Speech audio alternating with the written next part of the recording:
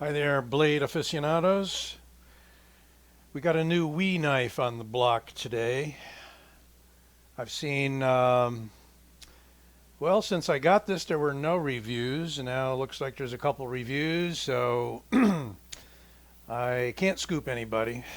But this is going to be my offering of a new knife by WE, designed by Ostap Hel. And Ostap Hel has has designed a lot of knives, in particular for real steel, the very well-known Metamorph series, fixed blades and front flippers. This one is a back flipper. Gorgeous G10 carbon fiber. Getting the old words twisted up again these days. Sorry, folks. We have, I guess, what I'd call a shred carbon fiber. Some might call it marbled. I'm not sure that's important, but there is gorgeous carbon fiber. I had a choice of a darkened or antiqued brass and copper, and I waffled a couple of times. I don't think I'll get a second one, but this one is in the carbon fiber with the stonewashed natural blade. There's a black stonewashed blade as well with this same handle. So we'll have you take a gander at it while I run down some specs from the WE site, because not even Blade HQ had the specs yet.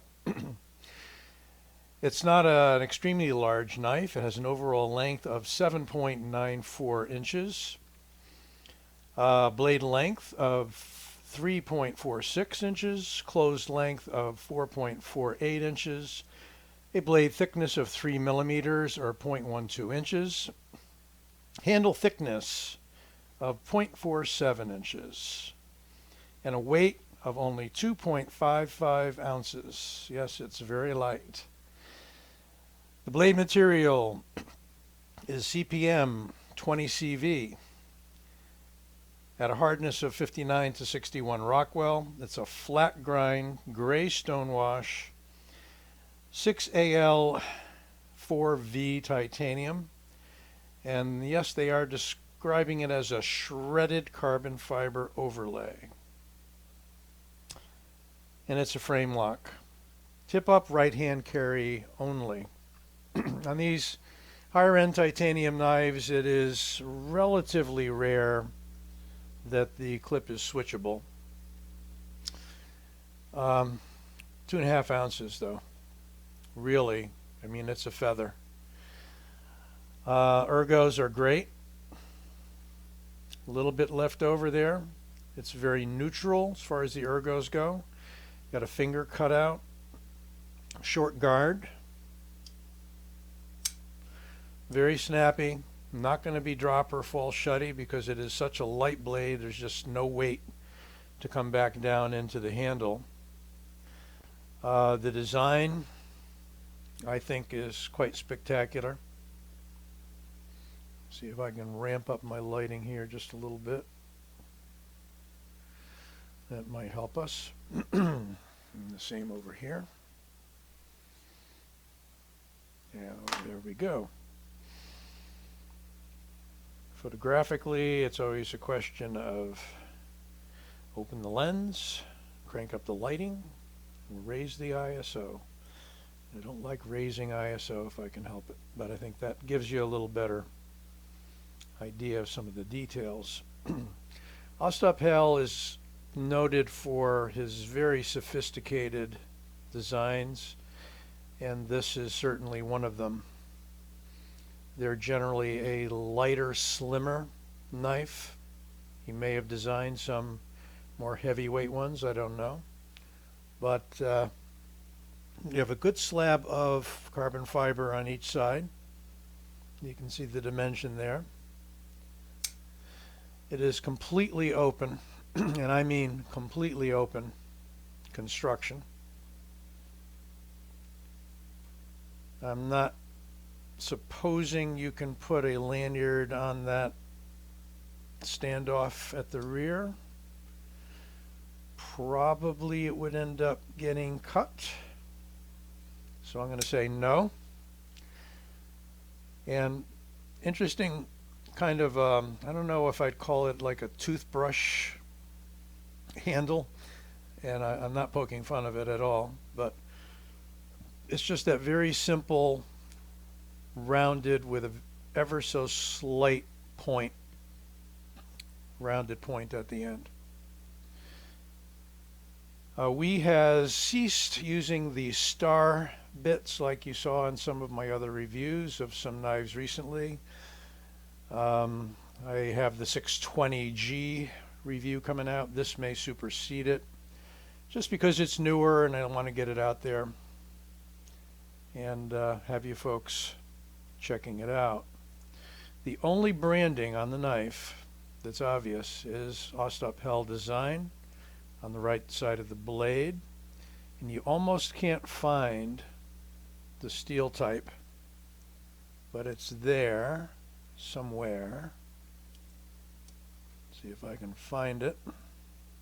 Found it once. We're going to need flashlight. I do want to find it. There it is. Very faint, very light, but right on the flipper is the 20 CV steel marking. Now that I located it, you might be able to see it. There we go.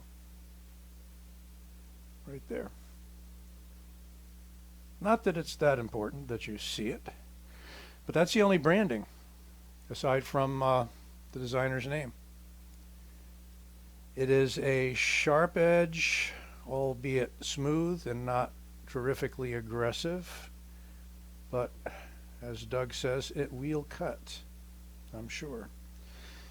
We have sort of a drop point dagger, if you will, asymmetrical dagger style grind, or call it a drop point, spear point, what have you. Very subtle. Everything's very muted on this knife. You can get a little more standout on the copper and bronze handled versions. This one comes from White Mountain Knives. It's somewhere in the over 200 vicinity, 220, 230. I don't have that in front of me right now. Although, let's see, we may list the MSRP. What do they list as the MSRP? Not seeing it, and I'm not going to take too long looking for it. But it's a good deal over $2 for this particular knife, maybe around $250 in that ballpark. There is your clip. Titanium affixed from underneath. Some interesting design notes there.